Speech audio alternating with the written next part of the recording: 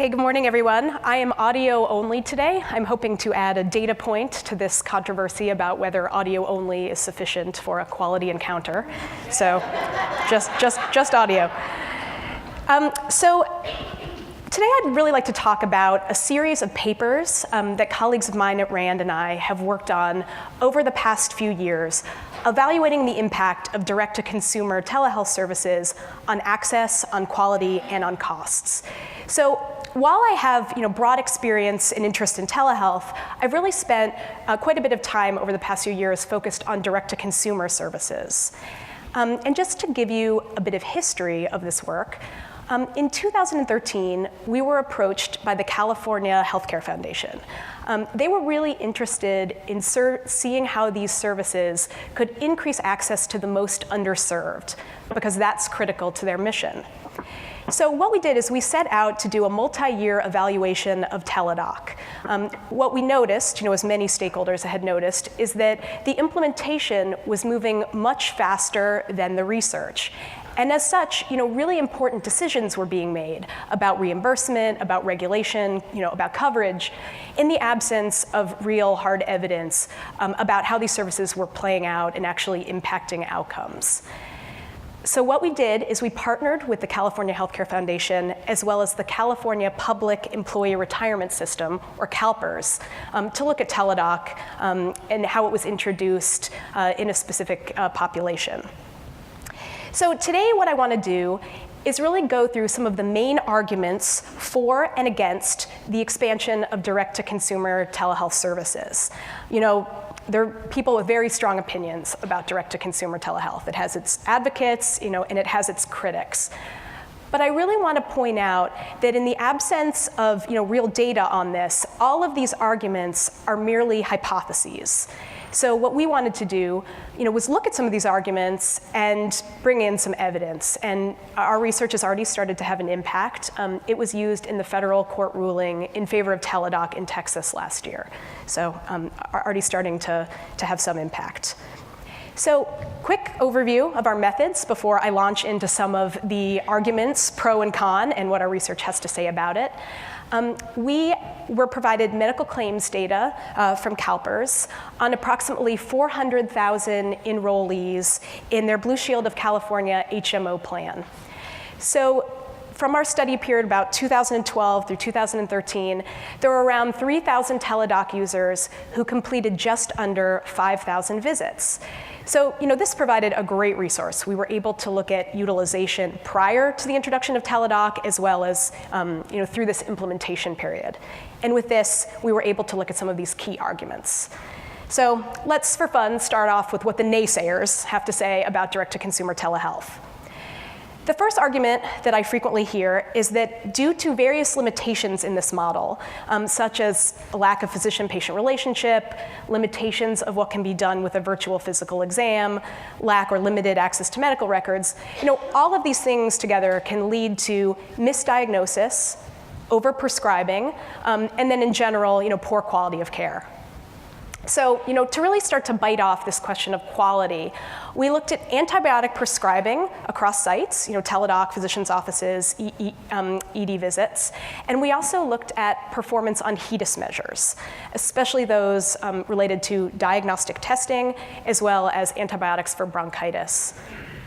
And what we found is that there's underuse of diagnostic testing at Teladoc across the board.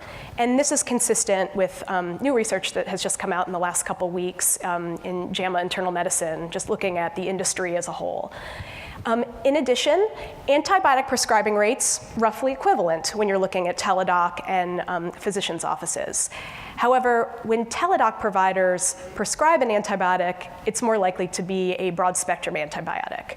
So a little bit of concern there with respect to the choice of antibiotics. So second argument, and this is somewhat related to the first.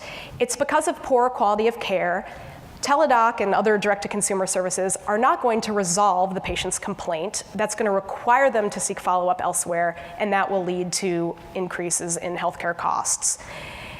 So what we did is we looked at follow-up as a proxy for clinical resolution, and we compared patients with an index or first visit to Teladoc to patients with an index or first visit to another setting. And what we found is that actually Teladoc users were less likely to have a follow-up visit within a week for a similar condition than patients who presented first to another setting. So in our minds, not much evidence of misdiagnosis or treatment failure.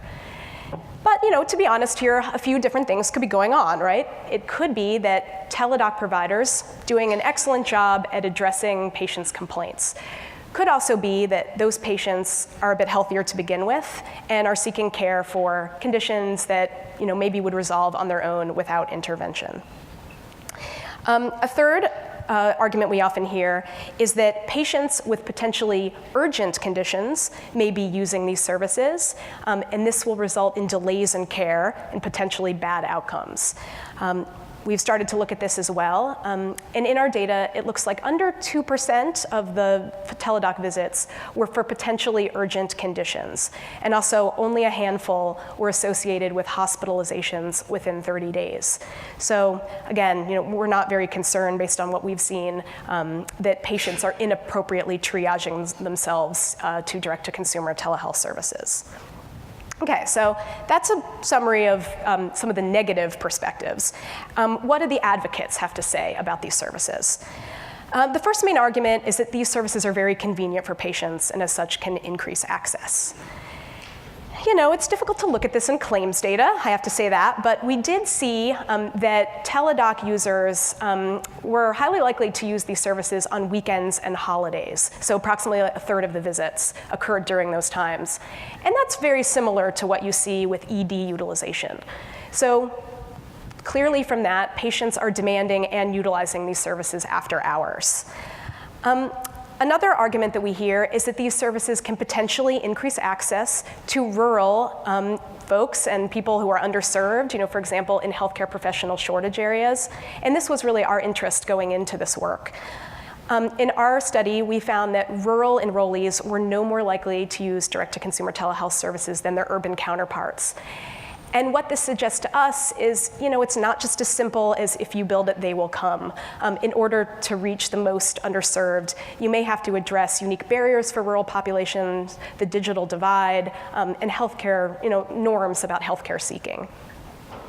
The last argument is that because these services replace visits to more costly settings, PCPs, EDs, they will save the system money.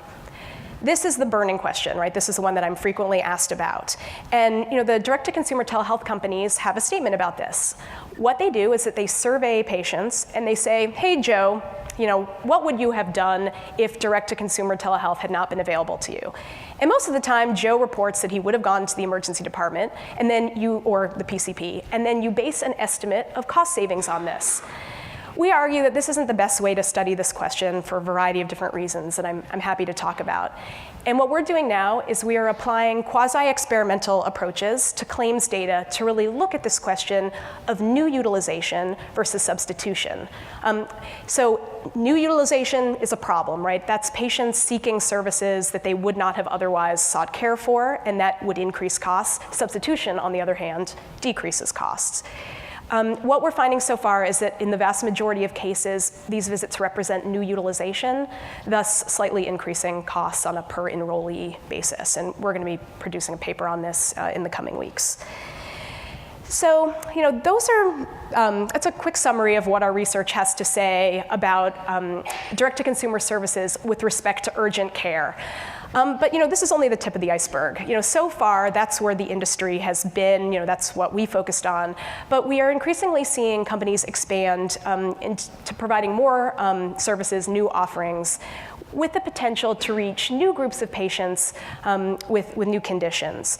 So RAND was just recently funded to do a randomized control trial of telelactation services. So breastfeeding support delivered via a direct-to-consumer model. But behavioral health is picking up steam. Again, there are many offerings. And this is now similar to what happened with the evolution of retail clinics, right? Started off discrete set of conditions that they were treating and then broadened out from there.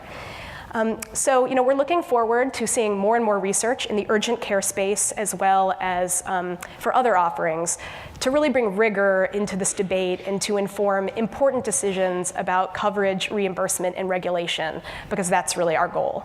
Okay, thank you very much.